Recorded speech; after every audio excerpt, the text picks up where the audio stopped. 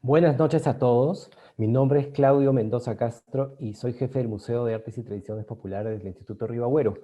A nombre del Instituto, reciban el más cordial saludo y el agradecimiento por participar de esta conferencia virtual denominada Una visita familiar, Teatro y Sociedad 1903-1906, Mesa Miller Merino de Cela, organizada por el Grupo de Investigación Tradición Oral Peruana del Instituto. Le cedo la palabra a la doctora Amalia Castelli para que haga las presentaciones del caso.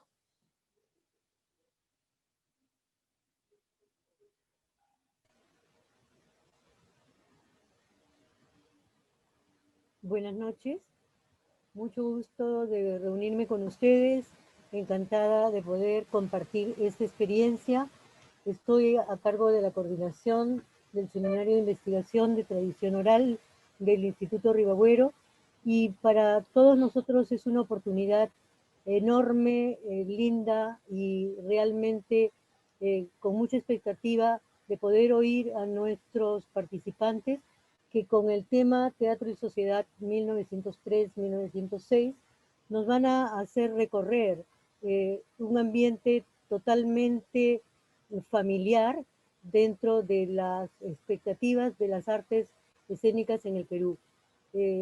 Bienvenidos a todos, les agradezco muchísimo la respuesta a la convocatoria y esperemos que realmente disfruten de esta charla. Hasta luego.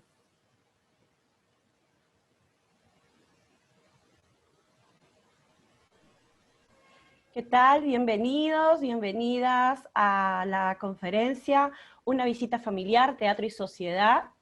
Bueno, aquí lo que vamos a hacer es ver un recorrido virtual. Vamos a conocer el ir y venir de dos mujeres que deciden visitar a sus tías en el pintoresco y criollo barrio de Montserrat. Así que de la mano de dos grandes personalidades del teatro, de la historia, de la investigación, vamos a ir entre un periodo de tiempo de entre 1903 y 1906 por las calles de Lima. Voy a presentar a los conferencistas de esta tarde-noche, de esta oportunidad.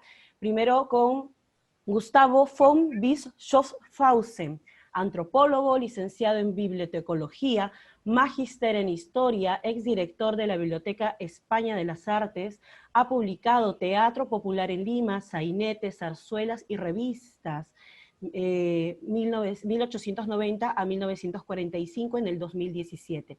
También ha realizado en el año 2019 la exposición La función de lo efímero, construyendo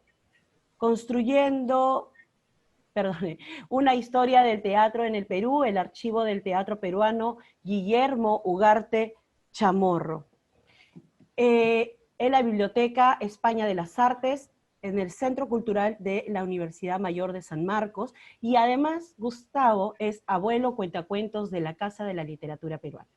También estará con nosotros David Pino, director de Lima la Única, investigador sobre Lima, no hay cosa que no se le escape a David sobre Lima, conferencista y autor de diversos artículos y recopilaciones especializadas sobre la historia de nuestra ciudad perla del Pacífico, miembro fundador además del grupo de fuentes fotográficas peruanas. Yo soy Marita Carrión, parte del grupo de investigación de la tradición oral peruana y les doy la bienvenida a la conferencia.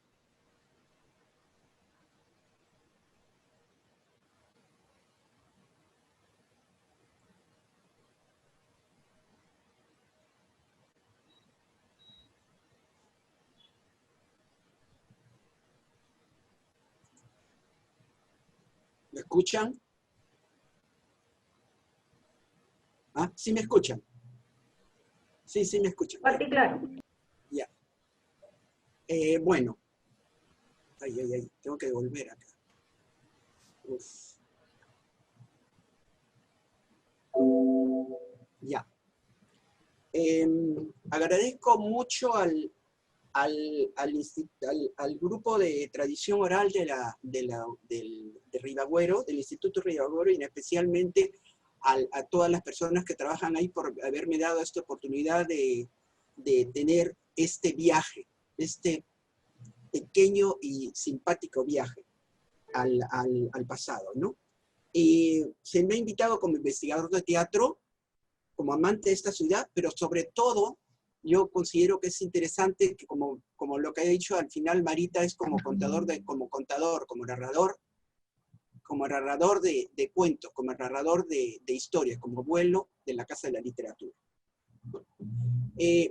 La ruta que hacen dos hermanas para ir a la casa de una tía en la ciudad de Lima de comienzos del siglo XIX, del siglo XX, intenta llevarnos a una Lima, donde reinaba la zarzuela como entretenimiento, y donde se definieron tempranamente entretenimientos como gironeo o ir de compras.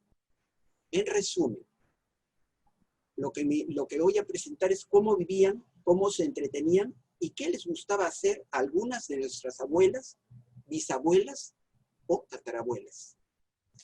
Empecemos. Eras una vez dos hermanas, llamadas Amelia e Isabel. Ellas vivían en la ciudad de Lima. Ustedes pueden ver ahí es un plano de Santiago Basurto de 1904 y está delimitado en verde la parte de donde ellas, que es la trayectoria de la ruta que vamos a hacer, es casi el centro de lo que es el centro del cercado de Lima. Todo esto lo de acá era el cercado de Lima, pero el viaje que vamos a hacer, que ustedes lo van a ver más adelante definido, es estas líneas rojas que van desde la casa donde vivían ellas hasta la casa de la tía, ¿no? Y lo que yo he puesto, bueno, un poco recuperando el nombre, yo he definido mucho más el nombre diciendo la visita a la tía Rosaura, teatro y sociedad en el siglo XIX, en 1906.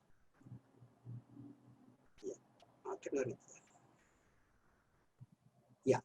La trayectoria que vamos a hacer es justamente desde este punto verde, de este punto azul de acá, que es la calle de la Cascarilla. Acá está la Biblioteca Nacional, baja por la avenida San Pedro, llega a la iglesia de San Pedro, sigue por acá, llegan hasta Mercaderes, de frente, voltean por Mercaderes, van hasta la Plaza de Armas, solamente hasta el portal, se llama el portal de Botoneros, se detiene ahí un momento, y regresan por la calle Mercaderes, pasan por la calle Espaderos, y siguen por la calle Lescano hasta la Plaza del Teatro, se llama la Plaza del Teatro, que es donde está el Teatro Segura, ahora, y que en ese tiempo se llamaba Teatro Principal. Enseguida la próxima parada es en el teatro, en lo que es el teatro, era el Teatro Olimpo en ese tiempo, y es el Teatro Municipal ahora. Y al final ellas siguen yendo de frente por la calle Ica, pasan lo que es la avenida Tacna ahora, pasan San Sebastián, llegan hasta una calle que tiene un nombre muy simpático que se llama Pericotes, voltean a la derecha y llegan al Girón Callao, a la cuadra 7, a la casa de la tía Rosaura, que vivía ahí, en la calle de la Milla, al final de la calle de la Milla. Ahora, esta era una familia, era una madre viuda que tenía 8 hijos, 6 hijas y había un tío soltero, 6 hijas y 2 hijos, un tío soltero. El esposo, que era un abogado ecuatoriano, había muerto hacía 6 años, y él había venido en 1870 buscando, bueno, a trabajar en Lima, y se había casado en Lima con la hija de con una señora italiana, hija de una señora peruana, pero hija de un italiano, pero él había muerto hace 6 años, la señora era viuda. Y entonces, como vemos, la familia casi, en ese tiempo la familia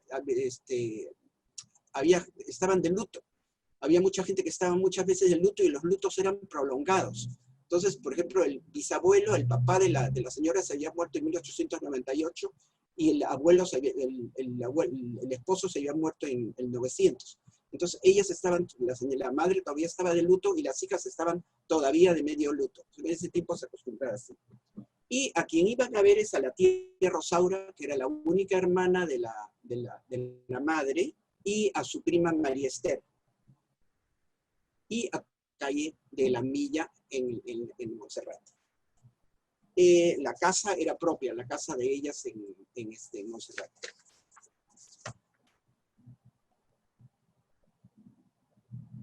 Ahora bien, ¿cómo eran estas dos hermanas? Estas dos hermanas eran muy unidas. Amelia era mayor 8 años que Isabel, y era madrina de confirmación de Isabel, o sea que eran muy unidas en ese sentido. Y ambas habían estudiado primaria, habían llegado a estudiar primaria, Isabel hasta tercero de primaria. Eran lectoras, eran mujeres lectoras, el padre inclusive había estado abonado al comercio y el abono del comercio todavía continuaba. Pero también leían revistas, les interesaba mucho leer leían revistas. Por ejemplo, había una nueva publicación que se llamaba El Lucero. El Lucero era una nueva publicación que había salido hacía 2 años, en 1904, y era una revista especialmente, era una revista muy común, vamos a decir, podría ser como un Caretas ahora, de otro estilo, ¿no? Ahí tenemos, revista Literatura y Arte, que se publicaba, es un semanario que se publicaba 4 veces al mes y tenía 3.000 ejemplares. En cada una de las revistas traían una pieza de música en cada número, ¿no? Lo que les gustaba a ella es que tenía varios aspectos que les interesaba. Por ejemplo, tenía una sección de pasatiempos, como podemos ver acá, y había también una galería artística, ponían obras de arte, pero también les interesaba esto que se dice galería de bellezas. O sea que la gente de Lima, vamos a decir, bellezas de Lima, gente de Lima, era publicada en esa revista y la ponían, entonces la gente, algunas se interesaban por ese aspecto, ¿no? Entonces era una revista verdaderamente interesante para mujeres jóvenes, ¿no? No era Prisma, Prisma era una revista mucho más de mucho más peso, mucho más cara, era dirigida por Clemente Palma, pero lo que podemos darnos cuenta con esto es que eran 2 mujeres que eran lectoras y eran muy extrovertidas, y estaban interesadas en el mundo, interesadas en el afuera, fuera de la casa. Eran muy paseanderas. Y tenían una afición las dos. Les gustaba mucho el teatro, y especialmente la zarzuela. ¿Por qué la zarzuela? ¿Por qué la zarzuela en ese momento? La zarzuela es un género que vino en 1880, comenzó a venir la zarzuela, un tipo de zarzuela que se definía como el género chico. ¿Por qué se definía como el género chico? Porque eran obras muy, muy breves. Eran zarzuelas o revistas. Eran obras de un solo acto y tenían varios cuadros. Y los argumentos eran sencillos, muy sencillos, no eran como una gran ópera, ¿no? Si tenían argumentos, tenían amores, pero triángulos amorosos sencillos que se resolvían en breve tiempo, ¿no? Tenían malentendidos, pero siempre con un tono, vamos a decir, de sencillo, muy no dramático, no trágico, ¿no? Y tenían siempre el elemento de humor como una constante. Siempre había 2 o 3 personajes o situaciones del humor que podían amenizar el tema, ¿no? Una de las características de estas zarzuelas es que se programaban por tandas. Las tandas se programaban por horas. O sea que duraban más o menos, los compositores sabían que una de estas zarzuelas duraba 1 hora. Entonces, eso quería decir que si un espectáculo por lo común dura 2 horas, ¿no? Entonces uno podía ir a ver 2 zarzuelas o 3 zarzuelas, si eran más cortitas, en la misma función. Y entonces eran verdaderamente cosas muy entretenidas, ¿no? Eran aspectos muy entretenidos, ¿no? Ahí, a ver, ya, ahí tenemos, es la que yo debería haber puesto, como les dije, esta zarzuela ahí tenemos las tandas, por ejemplo, tenemos esta que se llama Los Granujas, La Sal de la Tierra y El Barquillero. Son 3 zarzuelas que se dan ese día en 1901, es esto. Sí, no, esto es 1906 también. Y anunciaban también otras zarzuelas. Pero, y también, estos eran los carteles grandes, el Teatro Olimpo, y en los carteles se ponía toda la información de las zarzuelas, ¿no? Se ponían los nombres de los actores, se ponía que la gente podía saber qué actores estaban, y estos son 3 zarzuelas que más o menos ahora no se conocen, pero que en ese tiempo fueron muy importantes, ¿no? La que está a la derecha sí es bien importante, es La Gran Vía. La Gran Vía fue una zarzuela que se estrenó en 1889, tuvo un éxito enorme, vino casi inmediatamente al Perú, se estrenó en 1886, perdón, y en Lima en el 89 ya se había estrenado, se había dado muchísimas veces. Se había dado, y se dio, es una zarzuela muy, muy conocida. Acá tenemos los diferentes números que hay, ¿no? Los números. Y este es un afiche original de La Gran Vía. Otro aspecto importante de la zarzuela es por qué impactó la zarzuela, es porque era vamos a decir, el teatro, los toros y los gallos era un entretenimiento que venía desde la colonia y traspasó el siglo XIX, llegó al siglo XX. O sea que eran los 3 mayores entretenimientos de las ciudades hasta ese momento. En ese momento, en el 1901-2, comenzaba el cine, pero el cine no tiene ninguna, tiene presencia, pero la presencia grande del cine comienza, por lo menos lo pienso yo, en los años 20. Anteriormente, porque se hubieron mucho más salas de cine, pero ese es otro tema, ¿no? La zarzuela era interesante porque recogía el sentir del pueblo, el sentir de la ciudad, de la nueva urbe. O sea que eran cuitas, eran dolores, pero eran cosas que les interesaba a toda la gente de la urbe, ¿no? Y en ese sentido comulgó muy bien la zarzuela con el costumbrismo. El costumbrismo de Segura, de Yerovi posteriormente, como sabemos, era un género ligero, en poesía, era poesía, rimado, no era cantado, pero tenía una crítica social ligera. Entonces, vamos a decir, se unieron muy bien, la zarzuela entró muy bien en ese estilo que les gustaba a los limeños. Otra cosa que gustaba mucho era que había muchos actores, había actores y actrices que eran muy considerados en ese aspecto, ¿no? Y la gente se identificaba mucho con ellos. Y algo que es bien importante es que, si bien habían nacido en la clase media, era un género que sufrió en la clase media de España, sin embargo, la clase alta le encantó, ¿no? Acá tenemos una función en Madrid de la verbena de la Paloma, que es la que está al costado, ¿no? Los 3 nombres nos dan una idea de qué cosa era una zarzuela. La verbena de la Paloma, el boticario y las chulapas, o celos más reprimidos. Son 3 nombres que nos dan una pauta de lo que significaba la zarzuela, ¿no? Y la verbena de la Paloma es una de las zarzuelas, la reina de las zarzuelas, que tiene, vamos a decir, motivos musicales y aspectos, aspectos musicales muy, muy pegadizos, ¿no? Y que duran hasta ahora, ¿no? Ahora, un día de julio de 1906, estas 2 hermanas iban a ir de compras. Salieron de compras. Ahora, ¿qué cosa iban a comprar?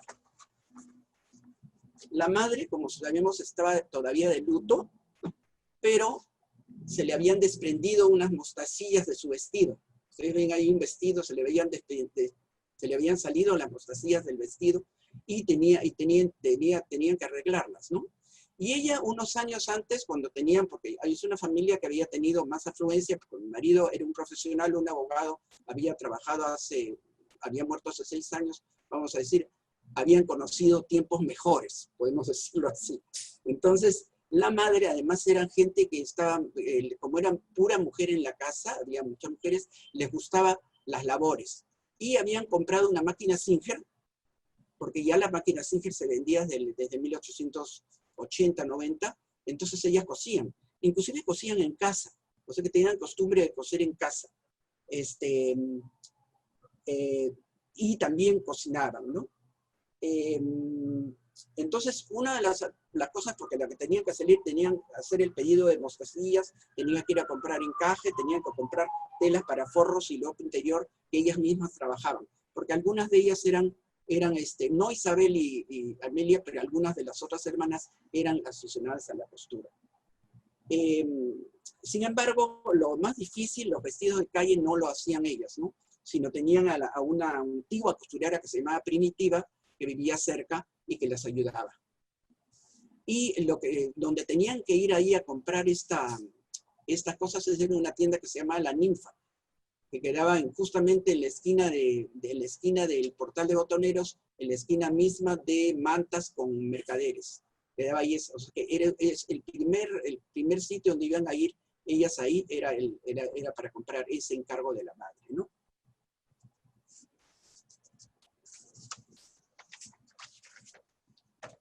Ahora bien, un aspecto muy interesante. ¿Cómo iban a ver vestidas ellas? Yo no lo sé cómo fueron vestidas, pero lo más probable es que esto, bueno, estas dos son fotos, esta es una foto de un paseo a la Huaca Puyana en 1905, ¿no? Es un grupo de señoras que está en la Huaca Puyana con un muchacho, y el de abajo es un grabado de mujeres, jóvenes. Entonces, lo más probable es que estuvieran vestidas, porque la gente tenía que vestir bien para ir al centro, pues no podían salir así nomás.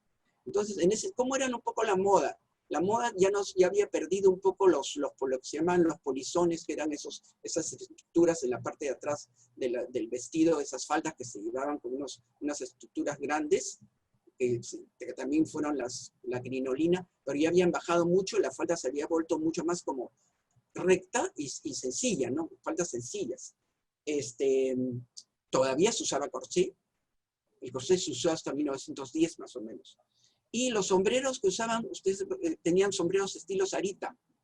Los sombreros eran un poco estilo Sarita, era un estilo, vamos a decir, muy deportivo, y las mujeres inclusive tenían ese modelo, por lo menos para salir a la calle, ese modelo. Habían otros tipos de sombreros. Sombreros verdaderamente, la moda de los sombreros vino mucho, se puso mucho más como ostentosa en años posteriores, ¿no? Y claro, el vestido que probablemente estaban vestidas, como yo digo, así, en esta forma. No lo sé, pero probablemente. Ahora, ¿cuál es el itinerario que tuvieron estas? Que después David nos va a explicar mucho más. David Pino, como les dije, salieron de acá de la Casa de la Cascarilla, que es la Casa de la Cascarilla es la cuadra que queda, ya no existe. Acá está la Biblioteca Nacional, la Avenida Bancay. La Cascarilla era parte de la Avenida Bancay. Y ellas vivían en la esquina. Acá está la Biblioteca Nacional, y en la Biblioteca Nacional Isabel era amiga. Bueno, tenían que ir de frente, como les dije, hasta la Plaza Armas y de vuelta. Pero lo interesante es que Isabel era amiga de Augusta Palma. Eran de la misma edad, porque eran del 86. Augusta Palma es la hija que sobrevivió a Palma hasta los años 60 y tantos, creo que murió. Es ella, y ella era amiga de Isabel. Era amiga de Isabel, y ella es un poco la que había introducido a Isabel en la zarzuela, porque Palma pues era el director de la Biblioteca Nacional y tenía un palco permanente en los teatros, por lo menos en el principal, el teatro oficial tenía un palco, ¿no? Entonces ella la había invitado muchas veces a la zarzuela, y de ahí la afición de la familia, de las dos hermanas por la zarzuela y por el teatro, ¿no? Acá tenemos la familia de Palma completa, Clemente Palma, y bueno, ya está. Bueno, ellas bajaron por todo el jirón el jirón Ica, lo que es el jirón Ica ahora, y pasaron por lo que se llama el callejón de Petateros, que está al costado derecho de esta foto, ahí donde dice Leonardo, o le dice, que es el pasaje, pasaje Olaya ahora. Ya en ese tiempo era el callejón de Petateros. Pero David les va a explicar un poco mejor por qué es que ellas no pararon ahí. Ellas vinieron de frente vinieron de frente a Mercaderes para poder entrar y poder comprar las cosas. Esta es una foto un poco posterior. Ustedes ven la Casa Welsh. La Casa Welsh se inauguró, se construyó en 1910. Estamos en 1906. Ahora, es muy importante definir cómo cómo se desempeñaban las mujeres en la calle en este tiempo, ¿no? El espacio público en general, en ese tiempo era un espacio mayormente definido por los hombres, era un espacio definido, las mujeres tenían que tener, tenían ciertos espacios o recorridos, las mujeres vamos a decir, tenían ciertos espacios o recorridos definidos para poder hacer o no hacer, o sea que había una especie, un autocontrol que ellas tenían que tener para saber a dónde tenían que ir o dónde no podían ir, ¿no? Había mucho más como restricción en esa época en el desempeño de las mujeres en la calle. En la calle había mucho más en la forma de vestir, en la forma de actuar, cómo podían actuar. Entonces tenían ciertos recorridos definidos. Hacía muy poco, hasta en siglos anteriores, ellas habían lo que se llamaba el paseo. Se pasaban por el paseo de aguas, se paseaban por la Plaza Mayor, pero el paseo de aguas, me parece, en esta época ya no se acostumbraba. Quizá Hacho, en algo con las que le gustaban los toros, pero más bien la definición estaba más bien en la parte de mercaderes o en la parte de lo que es el futuro Jirón de la Unión, porque ahora todavía no hay Jirón de la Unión, solamente están las 2 o 3 primeras cuadras del Jirón de la Unión, que son tiendas, pero muy recortadas, y todo lo demás son casas, ¿no? Ya. ¿Qué quiero decir con expuesta, pero no sobreexpuestas? Hay una frase muy simpática, ¿no? Que decía que, en ese tiempo decía que las mujeres no deben estar expuestas, no debemos exponer. ¿Qué quería decir esto? Que no debemos, justamente, no se deben exponer a cualquier tipo de crítica o a partir de críticas por su comportamiento exterior en la calle, ¿no? Entonces, podían estar expuestas, siempre estaban expuestas y salían a la calle, pero no sobreexpuestas. O sea que tenía que haber ciertos códigos, ciertas cosas que no podían hacer. Entonces, la socialización de las mujeres incluía lugares de observación, ¿no? Podía haber sitios donde ellas podían observar, pero podían observar sin ser criticadas. Podían coquetear también, podían actualizar de chismes, podían comprar, pero siempre con un autocontrol. O sea que tenía que haber un cierto control en las actitudes. Por eso le digo expuestas, pero no sobreexpuestas. Eso lo he puesto yo, sobreexpuestas. Es una frase que se usaba en esa época. No debes exponerte, no debes exponerte a cualquier crítica. Por ejemplo, ¿qué significa estar sobreexpuestas? Significa, por ejemplo, ustedes ven acá la Curret. ¿Se recuerda que les hablé de ese periódico que se llama El Lucero, que publicaba las bellezas? Bueno, en Curret, las fotos de Curret se publicaban acá. La gente las veía. ¿Y quiénes veían? Los hombres. Entonces una chica, un par de mujeres no iban a parar y mirar. No iban a parar y mirar, por lo menos no podían parar y mirar mucho rato, sino tenían que estar, sabían que podían, vamos a decir, pasar por ahí, pero no necesariamente. ¿Por qué? Porque había un puro hombre ahí. Acá solamente vemos puro hombre. Entonces había cierto autocontrol en los espacios en que las mujeres podían circular, ¿no? Esta es la Casa Curret, ¿no? Copelo, y el Lucero, y las fotos del Lucero se publicaban acá.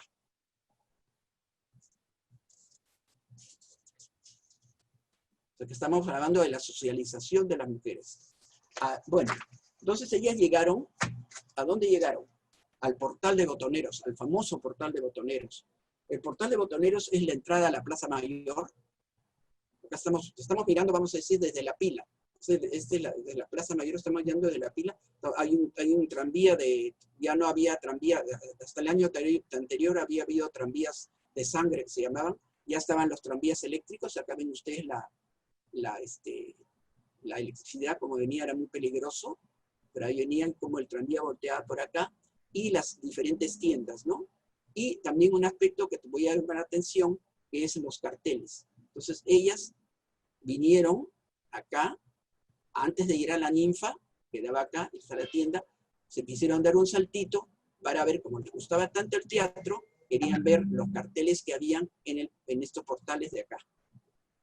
Y nos remontamos a 40 años, a 60 años atrás. Este portal de botoneros era famoso de 1840 y tantos. Era un sitio de encuentro. Era un sitio de encuentro, un sitio de coqueteo. Como les digo, podía ser un encuentro de encuentro fortuito, podían decir, podía ser. Entonces vemos acá los carteles acá, y carteles acá de teatro, carteles de diferentes cosas, y la gente encontrándose eso. Ese patrón de lo que se llamaba el paseo a la Plaza Mayor, yo creo, tengo la intuición de que ya estaba desapareciendo, en el sentido de que el futuro Jirón de la Unión iba a ser el sitio donde iban a pasar la gente en el futuro, ¿no? Y el gironeo iba a decir, recién iba a comenzar, no sé si la palabra ya se usaba, no creo que se usaba, pero iba a comenzar, ¿no? Esto es 1841, Anne Grant, es un grabado de Anne Grant.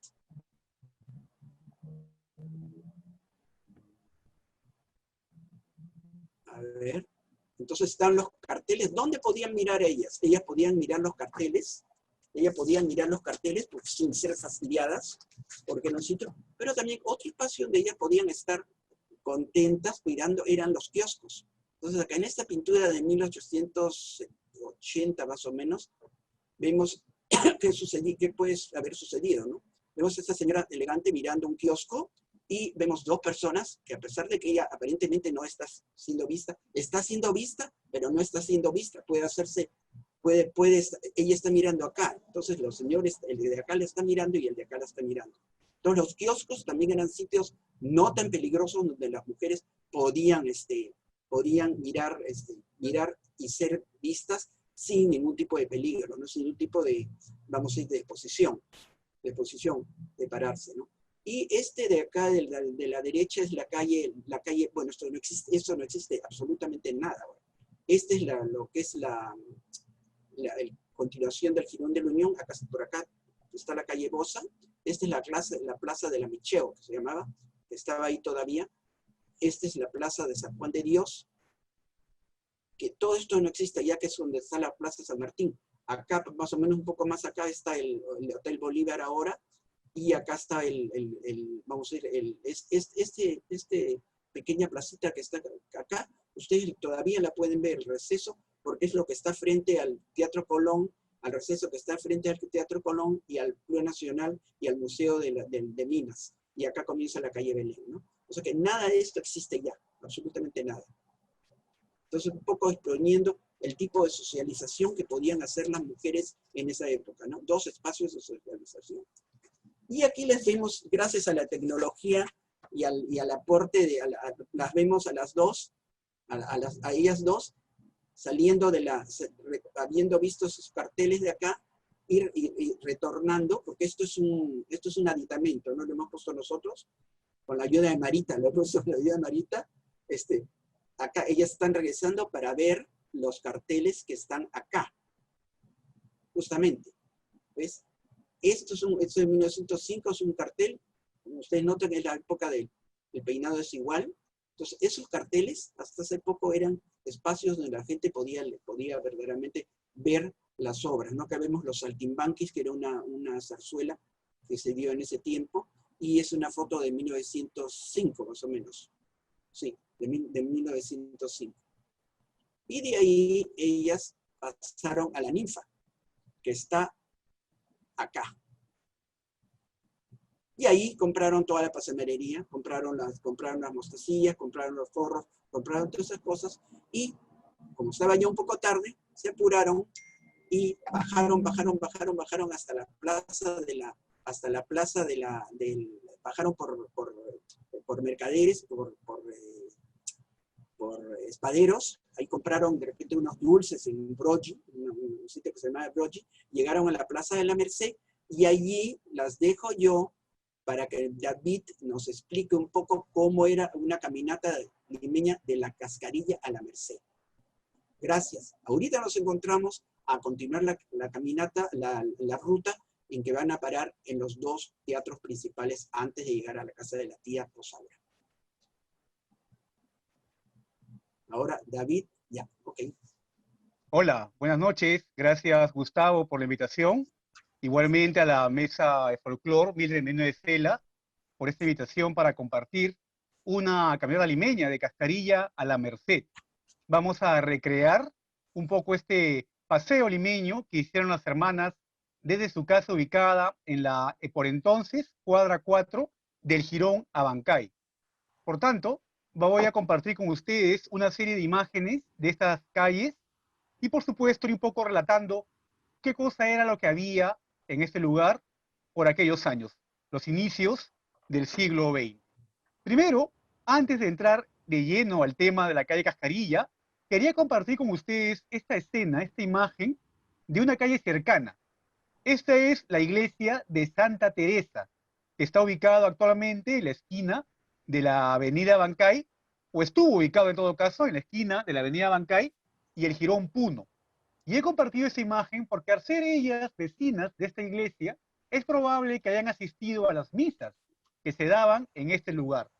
Esta iglesia, desafortunadamente, fue demolida en la década del 40 del siglo XX. Esta fotografía nos muestra la fachada de la iglesia y esta calle que ven ustedes al extremo derecho de la foto es el Jirón a Bancay. Como mencionaba, se hizo necesaria, mal necesaria por supuesto, la ampliación de esta vía y se demolió esta iglesia. Una iglesia cuya fachada fue recreada en la parroquia de San Sebastián actualmente. Y las rejas se encuentran hoy en la Escuela de Enfermería del Hospital Loaiza, en el Jirón Miguel Vaquero en Breña, pueden apreciarla. En todo caso, un referente cercano a esta calle, a estas hermanas y a los vecinos de la zona. La calle de la Cascarilla, como decíamos, es considerada la cuadra 4 de la avenida Bancay. Hoy sería la cuadra 5, ya que recordemos que la avenida Bancay ganó una cuadra más cuando se demolió una parte del convento franciscano.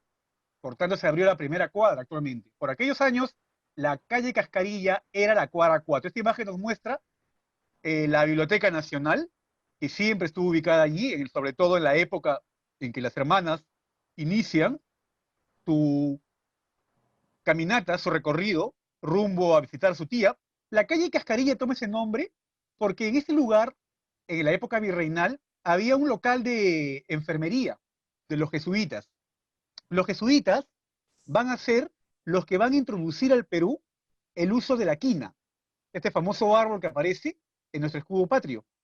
Y de la quina, de la cáscara de la quina, se fabricaba una bebida, una medicina que trataba las fiebres, ¿no? Antifebrífuga, ¿no? Como menciona también Juan Bromley en la explicación que da de esta calle. Hay una historia que este polvo de los jesuitas habían llamado así, le llamaban polvos de la condesa, porque fue, según la historia que se contaba antes, la esposa del conde de Chinchón, quien sufría de estas fiebres y fue curada con esto. Hoy, la quina es aceptada y mundialmente por su uso de manera científica, aunque en un tiempo fue rechazado. Caminar por aquellos años, por estas calles, era tener esta escena. Esta biblioteca, como sabemos, se incendiaría años después, en la década del 40, y se construiría la actual Biblioteca Nacional. Al llegar a la esquina de la calle Cascarilla, con el actual Jirón Ucayali, encontramos la calle de Estudios. Esta fotografía, si bien es cierto, es posterior a la camioneta de ella, nos muestra unos datos interesantes. El paso del tranvía, que se iba hasta el pueblo o al barrio del Cercado, en los barrios altos, y la vista que por aquellos años había de las torres de la iglesia de San Pedro. Ellas voltean por esta calle y seguramente recordarían que esta calle se llamaba Estudios, ya que aquí había la puerta donde se encontraba o donde se ingresaba a un lugar llamado El Logicado, que era parte del Colegio Jesuita de San Pablo, donde se enseñaban gramática y retórica. Sin embargo, es bastante probable que a inicios del siglo XX, casualmente en el contexto de la caminata de las hermanas, esta calle se haya llamado Ricardo Palma, porque sí, un tiempo esta calle llevó ese nombre en homenaje a este ilustre tradicionalista peruano que fue director y restaurador de la Biblioteca Nacional poco después de la Guerra del Pacífico. Ellas caminan por esa calle, por las veredas, hasta llegar al templo de San Pedro, donde sin duda San Pedro también era otra importante iglesia donde las damas limeñas y los vecinos de la zona asistían a las misas, sobre todo en las fechas más importantes del calendario católico. Por eso quise empezar la charla mencionando que probablemente ellas iban a Santa Teresa, pero también a San Pedro. De la plazuela de San Pedro, en la cual tenían la vista de espectacular atrio, por aquellos años las torres de la iglesia tenían un aspecto neogótico. Estas torres de San Pedro fueron intervenidas aproximadamente en 1903. Por tanto, en la época en que las hermanas caminan por esta calle, vieron este aspecto a la iglesia jesuita. Estas torres van a ser restauradas a su estado, a su aspecto actual, en 1940.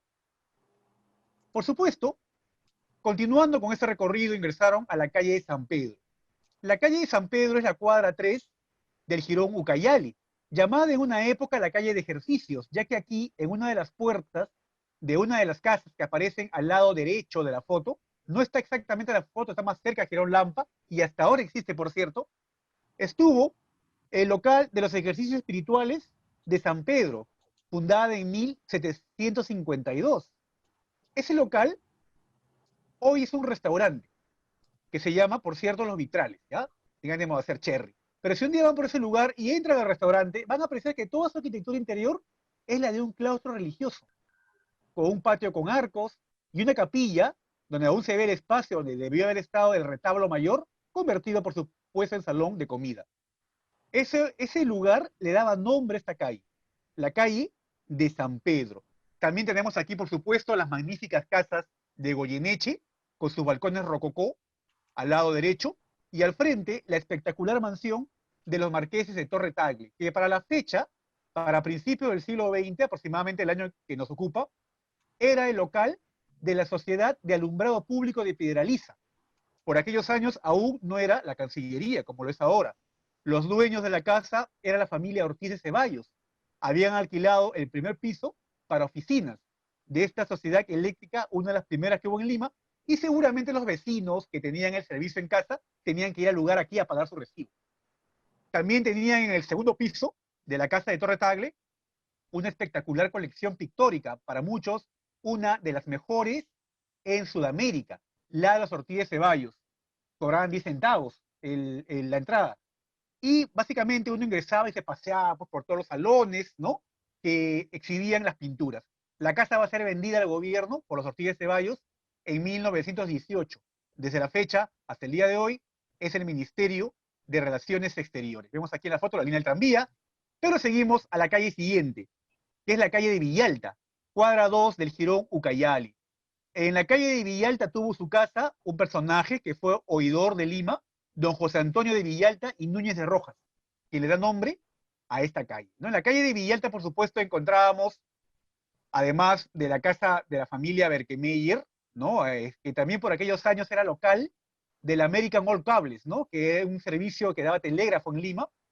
Esta casa hoy es la sede de Emilima, y fue una época, por cierto, casa donde vivió el alcalde Alberto Andrade, por si por ahí lo ubican. Continuando por la calle Villalta, tenían a la vista, y acá aparece la imagen, a la mano derecha, el Gran Hotel Mauri. El Mauri es uno de los espacios hoteleros más antiguos de América, ya que desde 1826 aquí existe un hotel. Se llamó originalmente la Posada Francesa de Madame de Nouel. Esta francesa lo vende a un compatriota en 1844, al señor Pedro Bourgui. Y don Pedro Bourgui abre su posada llamada la Posada Bourgui.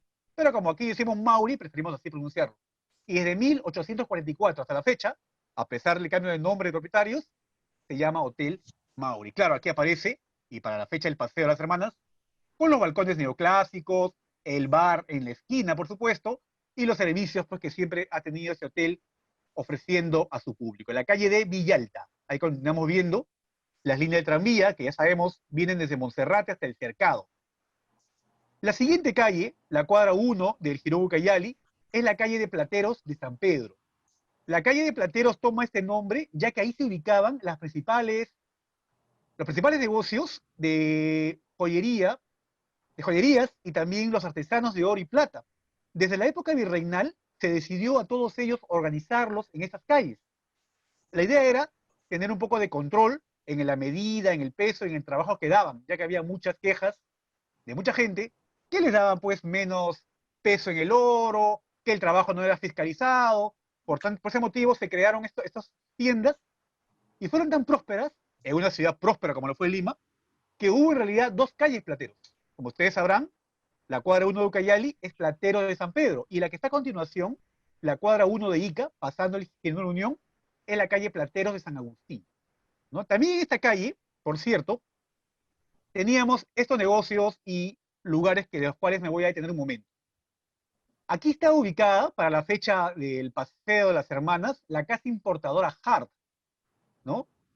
Teodoro Hart era un importador que traía cosas de Europa, se vendían desde agujas hasta maquinarias, tenía su local principal cerca de allí, en el Jirón Junín con el Jirón Azángaro, y esta era la tienda original. Originalmente Hart abre la sociedad junto con el señor Schmidt, pero en un momento dado se separan. El tema es que frente a la tienda de Teodoro Hart, en Platero de San Pedro, estaba la tienda de su antiguo socio, Schmidt. Ambas fotografías son, como ustedes pueden ver, de negocios ubicados en la calle Plateros de San Pedro. ¿Ya? Hay un micrófono prendido, por favor, si podrían apagar para que no se mezcle la charla. Gracias. También en Platero de San Pedro tenemos lo que comentó Gustavo en un momento, el callejón de petateros. Por supuesto, las hermanas habrán pasado por aquí apuradísimas, ¿no? Sin ánimos ni siquiera de pararse a ver, porque hay que mencionar que el callejón de petateros, actual pasaje Olaya, era un espacio bastante difícil, por decirlo de alguna manera, lleno de cantinas, de casas de juego o garifos, o garitos, y por supuesto con muchas viviendas insalubres. En 1905, recordemos, hubo una epidemia de peste bubónica en Lima. Y las casas del Callejón de Petateros, junto con el Callejón de Otaiza, en los barrios altos, lo que ahora es la zona de Capón, fueron las primeras que estuvieron en el ojo de la autoridad de la higiene municipal. Por tanto, fue motivo para demolerlas, ¿no? Se demolió todo lo que ustedes ven, se demolieron, y por supuesto ahí se abrió el pasaje Olaya, que iba a ser un proyecto para unir la Plaza de Armas con la Plaza San Martín. A manera de acá de dato, para que anota lo que acabo de decir, vean ustedes en la fotografía a la izquierda, fonda peruana, acá aparece un aviso, ¿no? Fonda peruana. Como repito, inclusive la sección crónica del comercio cuenta que no había ocasión en que en el callejón de petateros, los fines de semana, haya un muerto o algún tipo de apuñalamiento, cosas así, que definitivamente, como Gustavo comentó en un momento dado, eran lugares vetados para las damas. Pero llegamos a la esquina siguiente, estamos ya en el Jirón de la Unión. Es cierto, Gustavo comentó que solamente unas cuantas cuadras eran comerciales, el sentido este de gironear no se extendía a todas las calles, y una de las más importantes, por supuesto, era la calle de Mercaderes. Toma este nombre desde recién fundada la ciudad de los Reyes, ya que aquí se ubicaron los principales locales de venta, sobre todo sastrerías y tiendas de ropas importadas de Europa. La Casa Curré, que comentó también Gustavo, la Casa Moral, por aquellos años, también la fotografía Pedro Cantillo, como casas fotográficas. También se cuenta que en esta calle estaban ubicados las principales casas de cambio que habían en Lima. Y por supuesto aquí he compartido un par de imágenes, la antigua casa Francisco del Campo, también de Schmidt, ¿no? En la calle de Mercaderes, con la venta de perfumes, chisguetes, polvos, máscaras, inclusive para la época de carnaval, ¿no? Bien surtida. Y en la esquina de Platero de San Pedro con Mercaderes, estaba la casa Leonard, la que hacía Timolina Leonard. Ellos tenían además una fuente de soda. En esta fotografía que estoy compartiendo, vean ustedes el aspecto de la fuente de soda. Aquí además de bebidas refrescantes se vendían también aguas purgantes, ¿no? Las famosas aguas purgantes Leonard y la famosa Timolina, que después sería vendida a otro laboratorio y creo que muchos la hemos llegado a conocer. Luego de la calle Mercaderes tenemos la calle de Espaderos. La calle de Espaderos, que es la cuadra 5 del Jirón de la Unión, toma ese nombre porque aquí, en la época virreinal, estaban los locales de las principales ventas de espadas y armas. Pero más allá de eso, también los espaderos eran personajes encargados en hacer sobre todo los mangos de las espadas, la vaina, y justamente un trabajo importante que los avalaba a ellos era la calidad de filigrana, con piedras preciosas, con el nombre o el escudo, la heráldica en relieve que llevaba la espada. La espada era un instrumento o un elemento importante en la vestimenta del caballero. Por tanto, tenían un lugar donde comprar, ¿no? Donde mandar a hacer sus espadas. Es curioso que muy aparte de esto, en la calle Espaderos, a principios del siglo XX, fecha justamente de la que estamos tratando ahora, aquí se ubicaron las primeras tiendas de venta de armas, de rifles, fusiles, ¿no? Ya que la cuadra siguiente a la Merced era la calle de los Talabarteros, donde los hacendados, o se vendían también allí monturas de cuero y una serie de elementos para las haciendas, ¿no? Ropa, esos pantalones vaqueros también se usaban aquí. Aquí, como principales negocios, entre los muchos que había, por supuesto, estaba la Casa Broggi. La Casa Broggi era una famosa confitería. El señor Broggi era el encargado de animar la mayoría de fiestas, reuniones sociales que habían en Lima. Por supuesto, empezando con las fiestas que habían en Palacio de Gobierno, en las fiestas importantes. También en los jardines públicos. Broggi era un invitado recurrente al Jardín Tívoli francés, que estaba ubicado, por ejemplo, donde hoy está la Universidad Villarreal, en la avenida La Colmena, o al Jardín de Otaiza, donde hasta el siglo XIX se presentaron importantes actores del escenario musical internacional. Hablamos, por supuesto, de música clásica, ¿no? Aquí compartí un par de avisos de la tienda El Brillante, del señor Katz, una casa importadora de joyería, relojería, artículos de plata fina y de fantasía. Vean ustedes el aspecto de las vitrinas, de madera, los dueños, por supuesto, posando ahí para las revistas. Estas son de la revista La Acumulativa, por cierto. Y al costado, la fotografía del negocio de don Guillermo Brandes, famoso vendedor y también fabricante de pianos, con todas las marcas que aparecen allí. Llegamos a la calle de la Merced y antes de continuar con el recorrido de Gustavo, tenemos que saber que esta era la vista que tuvieron las hermanas de la iglesia de la Merced. La iglesia de la Merced fue intervenida en 1904 para darle una fachada muy distinta a la que le conocemos hoy. Justamente, esto fue lo que ellas van a apreciar. Esto sería reformado, recuperado, restaurado en 1940 por el arquitecto Emilio Jarte Rey. En la Merced ya hemos comentado una serie de tiendas también comerciales. Hay que saber que los negocios llegaban hasta la calle de la Merced y hasta Baquíjano. Más allá ya no había. Esto dio un dicho que seguramente las hermanas conocían a la perfección. Y se lo voy a decir. Este dicho era el siguiente.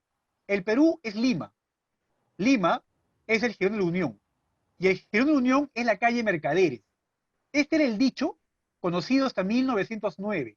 Luego sería modificado o aumentado por Abraham Valdelomar, que añadiría el Palais Concert soy yo. Pero este dicho, esta frase, ya existía desde antes. Finalmente, una vista desde la plazuela de la Merced, donde se llevaría en 1889 una escultura muy bonita, la escultura o la farola de las Tres Gracias, que estuvo originalmente en el teatro principal. Este teatro se incendiaría en 1883, años después, como menciono, se reconstruiría, y la farola se llevaría a este lugar, donde hoy, por supuesto, se ha movido, está en la Plaza San Martín. Años después se colocaría aquí el monumento de Ramón Castilla. Esa es la vista, a principios del siglo XX, de la calle Espaderos, desde la plazuela de la Merced. Todos los negocios y las fotografías, la mayoría, se acercan a lo que las hermanas seguramente han visto en este recorrido y en las paradas que tuvieron, por supuesto, en las tiendas, antes de continuar su recorrido al barrio de Monserrate. Muchas gracias. Los dejo nuevamente con Gustavo von Bischofhausen con la visita familiar.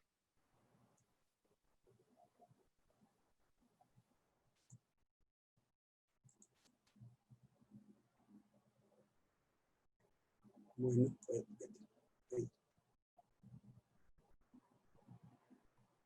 ya, bueno, estoy de nuevo por acá. Parte verdaderamente uno de los trasfondos que ellas tenían verdaderamente era ir al teatro, ¿no? Querían ir a los dos teatros, querían visitar los dos teatros principales de la ciudad, a pesar de que no era hora de funciones, ¿no? Pero ellas les habían dicho, bueno, vamos a ver un poco de dónde están acá. Acá están lo que hemos visto con David acá está en la calle Merced, toman la calle Lescano y llegan a la plazuela del teatro, al teatro principal. Es el teatro principal. ¿Qué cosa es el teatro principal? El teatro principal es lo que es ahora el Teatro Segura. Así se llamaba. Primero se llamó Teatro Principal. Un tiempo fue el Teatro Municipal de 1909 a 1929 y después pasó a ser Teatro Segura. ¿Qué tenían en particular estos teatros en esa época? Los ambos teatros respondían a un tipo de planteamiento arquitectónico y funcional que venía de siglos pasados. No eran teatros que habían sido modificados, o sea que no, eran teatros que tenían muchas limitaciones para el aforo, en la parte del escenario, en la parte de la entrada, en la parte de la distinción de la gente, de cómo accedía la gente a las diferentes localidades. Y entonces, ¿qué teatros se encontraron? ¿Cómo era el teatro principal en ese momento? Este teatro, el teatro principal, esa era la plazuela, el teatro más antiguo de la ciudad. Pero en ese momento se le llamaba el teatro portátil. ¿Por qué se le llamaba portátil? Como dijo David, el teatro se había incendiado en 1883, 6 meses antes de que salieran de Lima en 1889, pero todas las reconstrucciones que se hicieron hasta 1909, 1907 que fue destruido, fueron muy parciales. Nunca fueron reconstrucciones verdaderamente estructurales importantes, ¿no? Acá tenemos el teatro portátil que estaría acá, porque este es el teatro, esta era la fachada principal del Segura, pero siempre el Segura ha tenido, si ustedes han ido al Segura, se dan cuenta que el foyer de entrada es muy largo. El foyer de entrada, y el verdadero teatro, el teatro estaba en la parte de atrás. O sea que toda esta parte es una parte que ha sido como desperdiciada, nunca se construyó. Nunca se techó, pero nunca se construyó. Se construyó como teatro, no se incluyó, ¿no? Entonces, acá vemos justamente acá vemos esta escalera de acá hasta acá, por acá se entraba a lo que es la platea, lo que es butacas, y acá se entraban los palcos y a la galería, ¿no? Entonces era un teatro, como dice, antigua fachada del teatro, aspecto pintoresco, material ligero. Era un teatro que verdaderamente está hecho con madera, era un teatro que tenía un aspecto era pobre, ¿no? Las reformas parciales habían sido hechas sobre el plano original y no permitían una funcionalidad acorde tanto con un público que era mucho más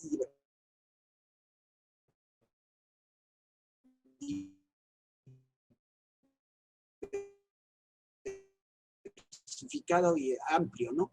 Era mucho más amplio el aforo, ¿no? Y en general la gente que invirtió en eso,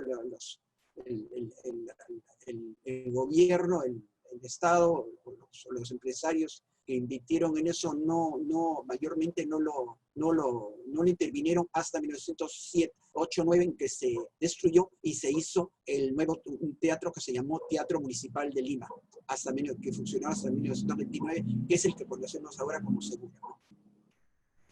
Ahora, un poco les dais una idea de cómo era la plaza del teatro en ese tiempo. Era una plaza era una plaza antigua, ¿no? Una plaza, pero estaba verdaderamente más o menos, no estaba en muy buen estado, ¿no?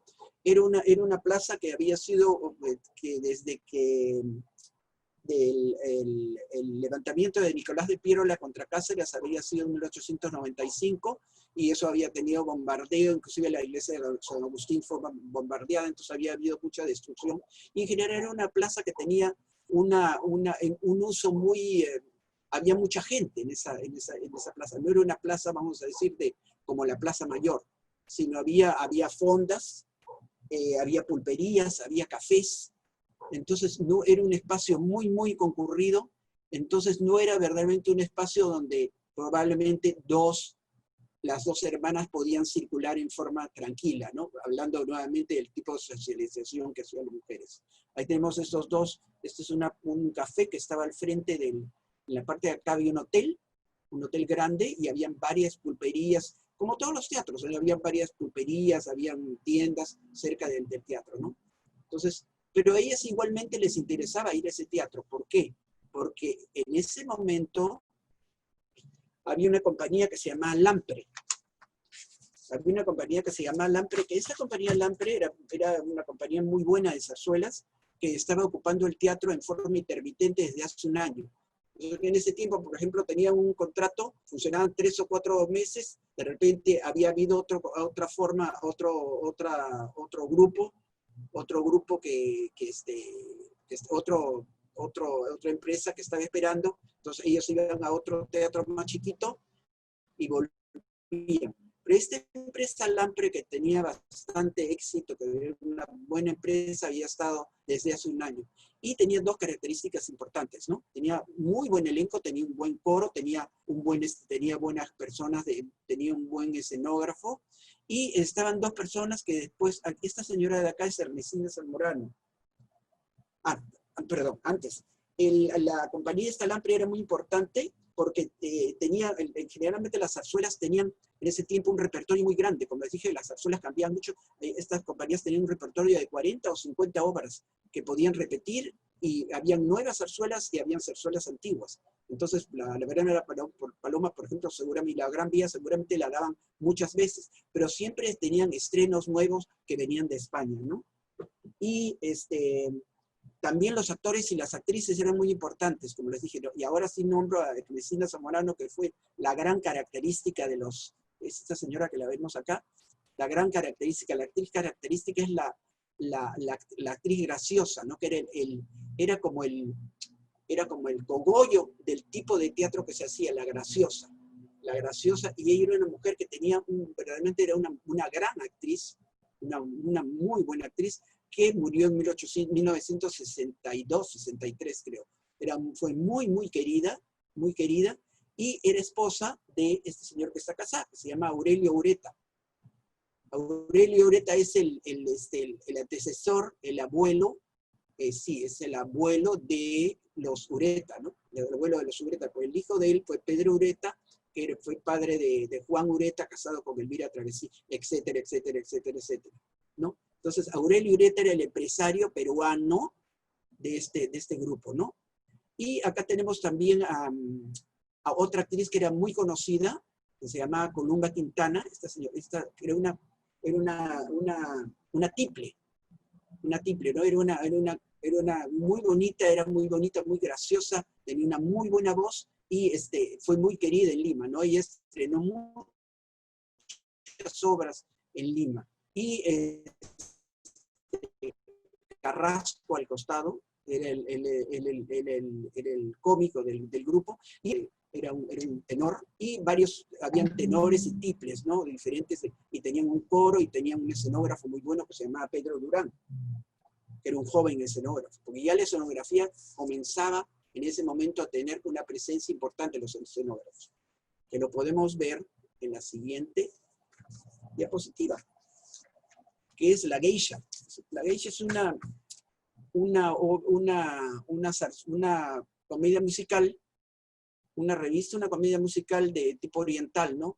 Que ustedes que lo pueden ver el fondo ahí, qué cosa hacía el escenógrafo en ese tiempo. El escenógrafo pintaba, eran los escenarios, los telones pintados que se llamaban. Entonces tenía un trabajo enorme de pintar, porque casi no había mueble, casi no era una escenografía mueble. Acá vemos las bambalinas donde entra la gente, pero todo casi era pintado. Y el piano, ¿no? El infaltable piano para acompañar la obra, ¿no? Y esta es Columba Quintana, que es la joven que hizo el papel de la geisha, y hizo muchos papeles en Lima, ¿no? La que hicieron mucho. Ella era mexicana, luego regresó a México, estuvo en la Revolución Mexicana, y hay que investigar un poco más. Yo no sé si murió acá, pero los 10 de 1930 volvió a vivir en el Perú, inclusive fue secretaria de la Asociación Nacional de Actores. Es una mujer muy querida, parece que era muy simpática. Esa es una postal de la época, ¿no? Ahora, ¿por qué hemos hablado que el impacto de las zarzuelas, ¿no? Entonces, ¿por qué las zarzuelas impactaron tanto, aparte de la música y de los temas, ¿no? Por tipo vamos a decir, cómo los compositores respondían al gusto del público. En la Gran Vía, en la original de la Gran Vía, hay un personaje que se llama la Menegilda, que canta esa, no sé si ustedes la conocen, que dice, pobre chica, la que tiene que servir, en una sirvienta, que en una casa, pero que cisaba, ella robaba, ¿no? Entonces la bota de la casa, al final de la canción, al final de la aria esta la bota. Y esta versión es de 1901. El compositor se dio cuenta de que esta tonada era muy, muy simpática, era muy buena. Entonces le hizo una aria a la dueña de la casa, al ama, ¿no? Y entonces este librito chiquitito que ustedes, más o menos de este tamaño, pues es un librito de este tamaño, que eran los libritos que la gente, vamos a decir, tenía, esos libritos la gente los compraba por muy poco precio, muy poco costo, y los cantaban. La cantaba en la misma zarzuela, ¿no? Porque la gente acostumbraba en ese tiempo, no era mal visto, la gente acompañaba los coros, acompañaba, inclusive habían varios bis, los bis se repetían y se repetían y se repetían, no es como ahora, ¿no? Y el papel del ama la hizo doña Ernestina Zamorano, que lo hizo muy famoso su papel, ¿no? Y acá, por ejemplo, acá no vemos al personaje del ama, ¿ves? Todavía no había. Entonces los compositores, esa era una forma de cómo los compositores vamos a decir, respondían al gusto del público y cómo la zarzuela se hacía más conocida. Tenía una vida mucho más como, había una retroalimentación entre el público y el género, ¿no? Otra forma de por qué se reproducía el género, por qué era tan importante, eran los organilleros. Basadre cuenta que con cambio de siglo, el público de Lima estaba dividido entre la gente que le gustaba la ópera y la gente que le gustaba la zarzuela. Pero él dice que la gente que le gustaba la zarzuela era muchísimo más. Y una de las formas que se escuchaba a los organilleros, con el mono seguramente, tocar la verbena de la paloma, la verbena de la paloma en todas las calles. Entonces, en un tiempo que no había fonógrafos, no había ningún tipo de reproducción de ese tipo, ¿no? Pero era un tipo de música popular. Todavía no teníamos una música popular limeña, vamos a decir, como puede ser la música criolla, es una cosa que hay que investigar, ¿no? Pero estaba gestionándose, ¿no? Entonces, la música española era un poco la que daba la pauta, y también alguna música norteamericana, ¿no? Pero ese es otro tema. Y otra forma de circulación de la música eran las personas que tenían piano en casa. Por ejemplo, yo me acuerdo de muy chico, haber visto un piano en la casa de mi abuela. Yo no sé si lo tocaban, quién lo tocó, no sé, pero había un piano. Y acá vemos, verdaderamente un piano era parte de la parte del mobiliario de mucha gente de clase media, eso sí, de clase media, ¿no? Y también en los colegios se enseñaba, vamos a decir, ¿no? Acá vemos una señora que está enseñando, que seguramente incluía las áreas de zarzuela y la música de la zarzuela en el colegio. Esto es un colegio más o menos de la misma época, ¿no? Entonces, un poco de ver cómo el impacto que tuvo la zarzuela, ¿no? Y lo importante en el teatro era nuevamente ver y ser vista, ¿no? ¿Qué significaba esto? Significaba, cuando uno veía al teatro, significaba ver y ser vista. Entonces, ¿qué significaba? Que esta es una función en el teatro principal del presidente Pardo con el general Roca. El general Sáenz Peña, que había venido para la inauguración esto es de 1905, es el año anterior. General había venido para la inauguración del monumento a Bolognesi. Entonces vemos el teatro principal y vemos un poco el teatro, cómo era el teatro, una función de gala del monumento a Bolognesi, ¿no? Entonces nos da un poco idea de que el teatro también era un espacio donde uno podía ver y ser visto, ¿no? Podía ver, como esta señora de acá, podía ver como este cuadro de Marie Cassatt, es un cuadro de Marie Cassatt que se llama El Palco, es un cuadro de Marie Cassatt un poco anterior, pero un poco nos da idea de qué significaba para las mujeres ir a un teatro, ¿no? Podían ver y ser vistas, ¿no? Acá está ese señor que la está mirando acá, y ella está mirando a otras personas, ¿no? Era un espacio donde la gente podía ver sin ser invadida su privacidad, ¿no? En el teatro, en el jolgorio del teatro, ¿no? Por eso es que también las mujeres, muchas mujeres, hay muchas novelas, ¿no? Por ejemplo, en La Dama de las Camelias tenemos teatro, en Ana Karenina se encuentra con no me acuerdo cuál es el personaje, pero un personaje se encuentra en el teatro. Eran espacios de socialización de las mujeres muy importantes. Y ahora nos vamos al Teatro Olimpo. Entonces, ellas ya habían ido al teatro, habían visto a la compañía esta, habían visto la foto de la compañía en el momento de que les hicieron esta foto grupal, y se fueron al Teatro Olimpo, que era el otro teatro, en esta manzana de teatros, era el otro teatro importante, ¿no?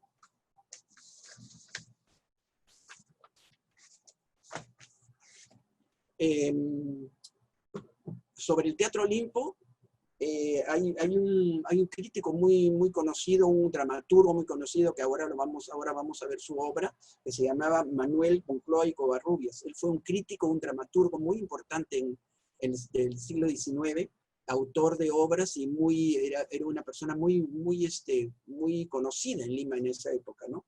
Y él nos dice que la buena sociedad de Lima, en una de sus críticas del periódico, decía: la buena sociedad de Lima, el selecto público de la ópera llena todas las noches el Olimpo.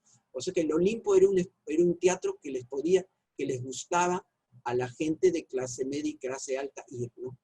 Más que el teatro principal. Parte porque era un teatro más pequeño, era un teatro mucho más pequeño, era un teatro, pero mucho mejor construido. Era mucho mejor construido y tenía un aforo, si bien el aforo era igual, pero estaba mejor construido y era más moderno, ¿no? Ahí tenemos el Olimpo, el antiguo Olimpo, que estaba en la calle Concha, y había sido construido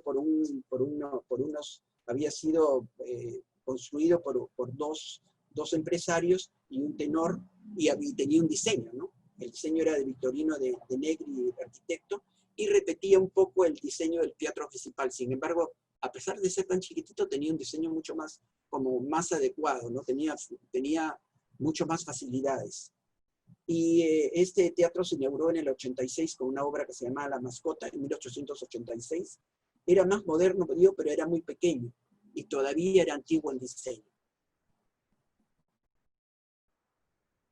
Bueno, acá vemos una foto interesante del Olimpo que nos puede dar una idea de cómo era en ese tiempo, ¿no? Vamos a detenernos un poquito acá. Podemos ver acá un teatro muy abigarrado, ¿no? Sin embargo, si notamos un poco, si abusamos la mirada, y podemos ver ciertos aspectos que son interesantes en la época, para darnos cuenta cómo la gente se distribuía y cómo las mujeres se distribuían en el teatro, y cómo cada uno, vamos a decir, el espacio en el teatro era definido por la posición y el género, ¿no? Esta estructura de teatro, así, venía era muy antigua, ¿no? Era muy antigua. Si ustedes se dan cuenta un poco, este es es el Corral de Comedias de Almagro, es un corral de comedias moderno, vamos a decir, que hasta ahora existe, pero viene del siglo XVI, y se ha conservado exactamente como es, y un poco nos damos cuenta que tiene más o menos la misma estructura, ¿no? Son palcos acá, un poco palcos. Claro, lo único que tiene de diferente es el escenario. El escenario y el telón, y toda la parte del telón, eso sí es cosa del siglo XIX, ¿no? Acá era un espacio abierto, como el teatro shakespeariano, pero es decir, la estructura y la forma de ubicarse de la gente en el teatro no había cambiado mayormente hasta esa época. No había cambiado para nada.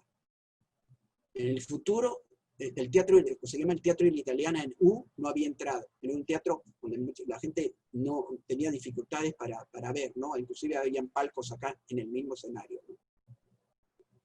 En cambio, si vemos esa misma, si vemos esa misma foto que hemos visto acá, nos damos cuenta que acá arriba está la cazuela, que la foto no la sacó. porque la cazuela es donde entraba la gente, los que tenían menos dinero, ¿no? Claro, era un sitio más de dinero. Pero, si nos vamos de arriba para abajo, acá vemos la galería y nos damos cuenta de algo. Nos damos cuenta que la mayoría acá son mujeres. Las mujeres solas, las mujeres acompañadas, venían a esta localidad, ¿no? A la galería. No eran fastidiadas ahí, no eran fastidiadas, e inclusive podían ver y ser vistas también. Como vemos esta señora que está caminando con el catalejo, y había muy pocos. Entonces era un espacio, un poco el teatro ya definía un poco el lugar donde cada uno ocupaba. Seguramente las dos hermanas iban a comprar, habían comprado una entrada o iban a venir venían a esta localidad cuando venían solas las dos, ¿no? O con alguna amiga, ¿no? O con la madre, si es que la madre venía.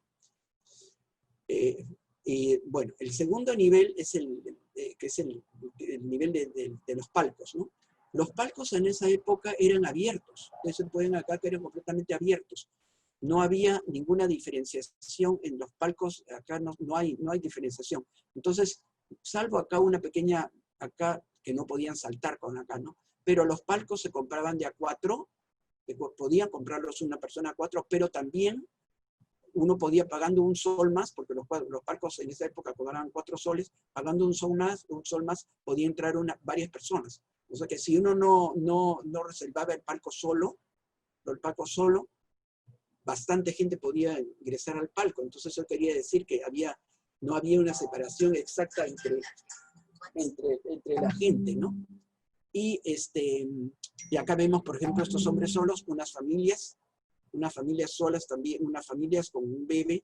Entonces los palcos, y acá el palco principal con esto es una función, parece algo que tiene que ver con el Perú, ¿no? Porque está la bandera del Perú. Y la parte que se llama butacas, que era la parte de abajo, era la parte donde acá están sentados, ¿no? Pero si nos damos cuenta muy bien, muy pocas mujeres. Los hombres nomás que están. Entonces, las mujeres un poco se distribuían, ya sea en los palcos, bueno, el futuro palco, este teatro después fue destruido y se hizo el teatro municipal, que tuvo palcos bajos, que tuvo palcos altos, que tuvo galería, que tuvo cazuela, mucho mejor dividida, ¿no? Entonces un poco nos da la idea de cómo era el teatro en esa época, ¿no? Ahora bien, otra de los aspectos por los cuales ellas les interesó mucho ir querían ir a ese teatro era porque... Gustavo, sí. Gustavo, 3 minutos. Sí, ya voy a terminar. 5 minutos, ¿puede ser? Ya, la zarzuela peruana. Era la zarzuela peruana, era muy importante la zarzuela peruana. Ese era un teatro donde se hacían mucho, vamos a decir, muchos compositores y autores hicieron zarzuelas peruanas. Entre ellos tenemos, como mencioné antes, a Manuel Moncloa, que es el principal, Cloamón, y él era un corresponsal de la revista que se llamaba El Arte de Teatro, que era una revista española que mandaba, que vamos a decir, tenía interés en mandar las compañías a América Latina, y él era el corresponsal del Perú en América. Además, él fue autor de una obra que se llamaba La Gran Calle, que tuvo 150 funciones. ¿Por qué era importante en sentido? Porque reflejaba un poco lo que dije anteriormente de la zarzuela, ¿no? Era una zarzuela, era la Gran Vía, era el fresco, la Gran Calle, y la Gran Calle, ¿qué cosa era? La Colmena. Era un poco la Colmena. No sabemos cuál es la música, no tenemos el texto, pero un poco la idea de que cómo la zarzuela reflejaba los valores. Ya. Otra cosa es, otra obra que hizo que fue muy importante, y justamente desde ese año, es una obra que se llama Lima por Dentro. Lima por Dentro fue una obra que tenía 3 cuadros que también reflejaban la época, ¿no? Y en el cual actuaba un actor joven, que murió muy joven, que se llamaba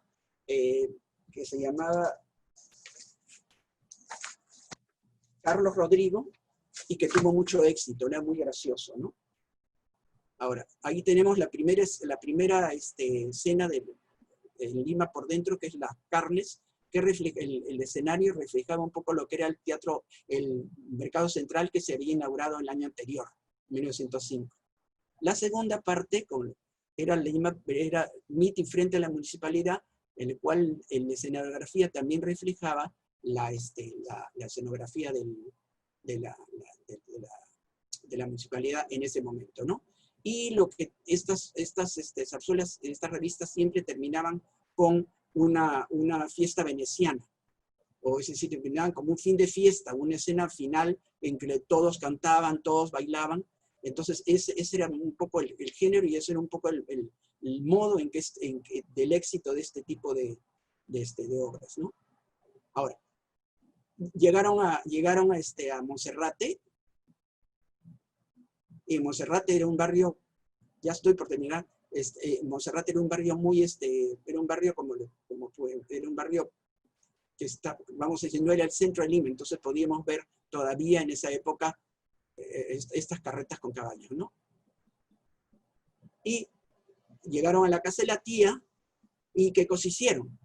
Por supuesto se encontraron con la tía Rosaura, con la prima María Esther, y todas disfrutaron de un té delicioso, en fin, de un té, y compartieron las vivencias que habían tenido, más se pusieron un poco al día de toda la familia, ¿no? Pero eso ya es otra historia. Eso ya es otra historia que no la vamos a narrar acá. Y así se termina nuestra historia de las hermanas. Pero no se termina nuestra historia, porque esa casa donde ellas llegaron existe. Esta es la esquina de la calle Pericotes con la calle La Milla.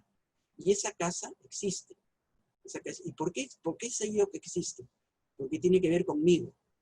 Es una casa de mi bisabuelo. Es la casa de mi bisabuelo, el señor Corso, que vivía ahí. Entonces, estas dos hermanas llegaron ahí y son mi abuela y mi tía. Mi abuela, Isabel, y mi tía. Pero la historia es una historia. Puede haber sido ellas, pueden haber sido cualquier otra persona. Pero es la historia de dos hermanas. En ese sentido, yo he recorrido un poco la historia personal, recordándome. He incluido algunas cosas que podía haber sabido, como podía no haber sabido. Entonces, es la historia he incluido un poco mi historia personal, y por eso es lo que me motivó perfectamente a hacer este tipo de trabajo de las dos hermanas. Esta es mi tía, esta es mi abuela, y esta es mi tía María Amalia, su madrina, que sí era su madrina, y ellas sí eran hijas de un ecuatoriano. O sea que hay un elemento ahí de parte. Es una foto de la época. Gracias. Wow. Ok. Espero, disculpen que me he pasado un poquito de tiempo. No te preocupes, Gustavo. Acá el tiempo nos quedó súper corto, son unos genios. Gracias, Gustavo, gracias, David. Unos genios, de verdad. Nos han llevado así. Bueno, voy a chiquitito, corto. Como se dice, ha habido bastantes comentarios. Felizmente el público acá es personas súper archi-informadas, entre ellos se han ido respondiendo. David ha ayudado bastante ahí con unas preguntas súper puntuales, pero hay una pregunta muy interesante que lo puso Caterine sobre la zarzuela, ¿no? Ella preguntaba si es que existía un acompañamiento musical y sobre qué tipo de música se utilizaban, qué género, ¿no? Foxtrot, one step, o sea, ¿no? Es esa la pregunta que se quedó. Yo sé que por ahí que la respondieron un poco, pero sería bueno que sea muy breve, sí, la respuesta tuya, Gustavo. Claro, bueno, la zarzuela tenía su música, ¿no?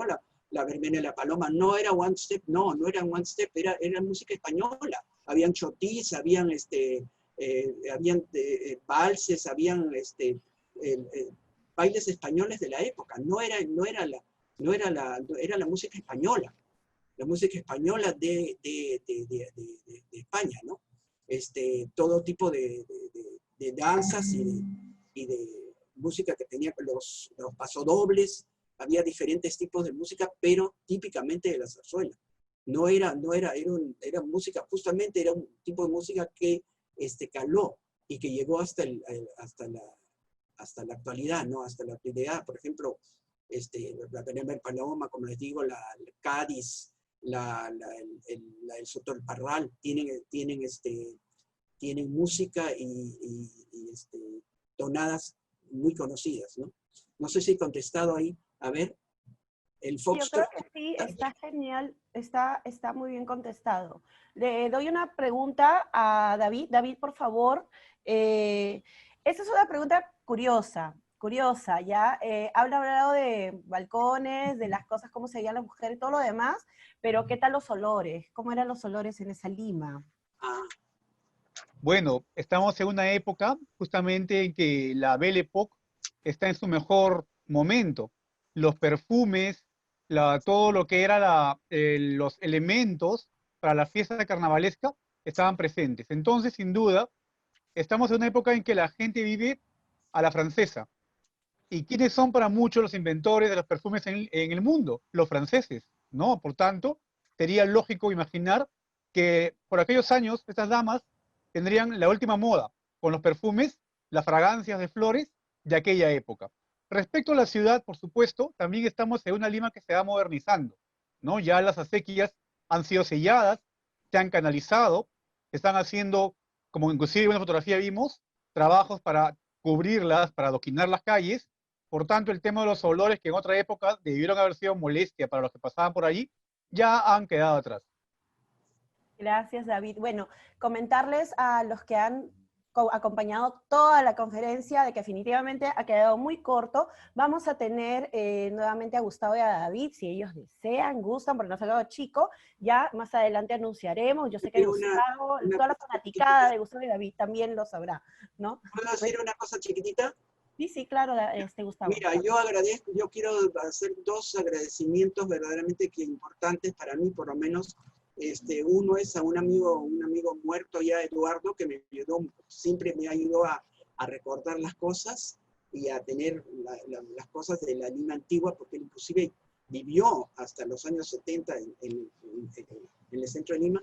Y otras a Lucho, ¿no? A Lucho, repito, que verdaderamente él hubiera estado encantado en estar en esta charla y hubiera estado con una sonrisa en los labios, que estoy seguro. Eso nomás. Gracias. Gracias a ti, Gustavo. Muchas gracias, David.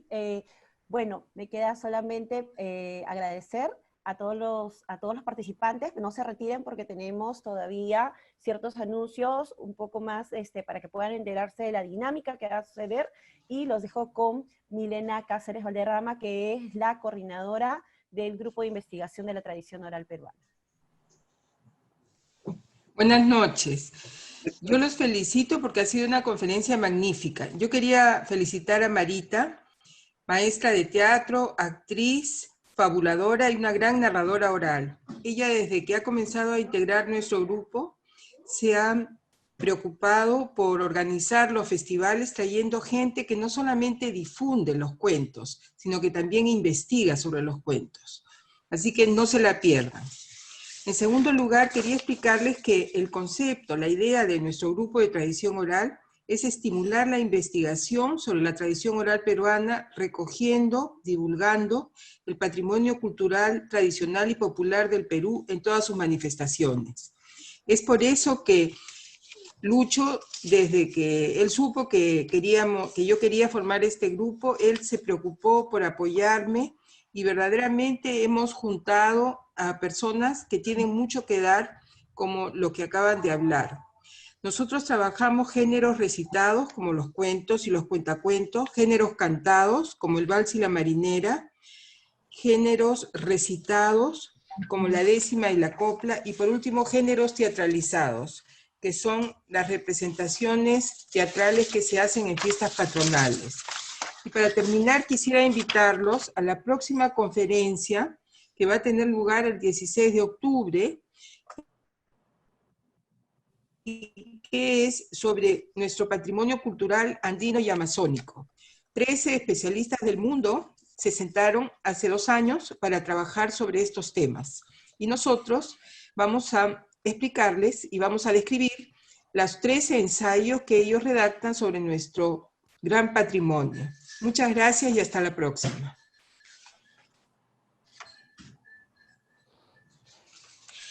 Agradecemos la participación de todos ustedes en esta conferencia virtual del Grupo de Tradición Oral Peruana, a nuestros expositores, Gustavo von Bischofhausen, David Pino, y a la coordinadora del grupo, Amalia Castelli, y también a nuestra moderadora, Marita Carrión, y a Milena Cáceres, que acaba de dar las palabras finales. Aprovechamos la oportunidad para invitarlos este jueves 3 de septiembre a las 7 de la noche a la conferencia virtual Ciudades Imaginarias del Grupo de Patrimonio Arquitectónico de la PUC. La información sobre esta conferencia la pueden encontrar en el Facebook y en la página web del Instituto Río Agüero. Y la próxima semana iniciamos nuestro cuarto webinar institucional de este 2020, denominado Rastros y Voces de la Amazonía. La primera sesión, Exploraciones y Ecología, contará con la participación de Jorge Linares, gestor cultural de Iquitos, y el arqueólogo Aldo Bolaños, que tiene diversas investigaciones sobre temas amazónicos. Muchas gracias y hasta la próxima sesión.